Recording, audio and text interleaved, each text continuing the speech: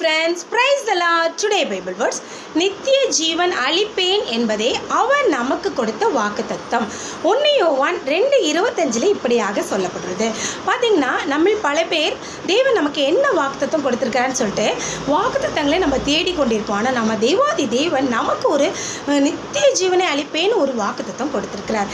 So அதை நம்ம விசுவாசிக்க வேண்டும். நித்திய ஜீவன் அப்படின்னா என்ன அப்படின்னா நம்முடைய லைஃபுக்கு முடிவே இல்லை, நம்ம எப்பொழுதும் வாழ்ந்து கொண்டே இருப்போம் அப்படிங்கிற ஒரு வாக்கு தத்துவத்தை தேவன் கொடுத்திருக்கிறார்.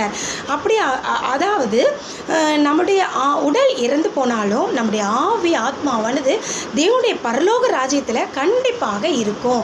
தேவனோடு நம்ம பரலோக ராஜ்யத்தில் இருப்போம் அப்படிங்கிற வாக்கு தத்துவத்தை தேவன் கொடுத்திருக்கிறார்.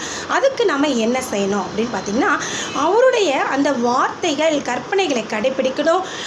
அவர் நமக்கு ரட்சிப்பை இலவசமாக கொடுத்திருக்கிறாரு.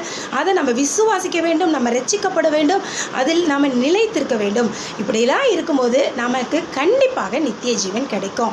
ஸோ அவருடைய 2ஆம் வருகையில் அவரை பார்க்கும்போது நம்ம வெட்கப்பட்டு போகாதபடிக்கு நம்ம தைரியமாக அவர் முன்னாடி நிற்க முடியும். அப்படியாக நின்று நம்ம நல்ல வாழ்க்கை வாழ்வோம், நித்திய ஜீவனை பெற்றுக்கொள்ளலாம்.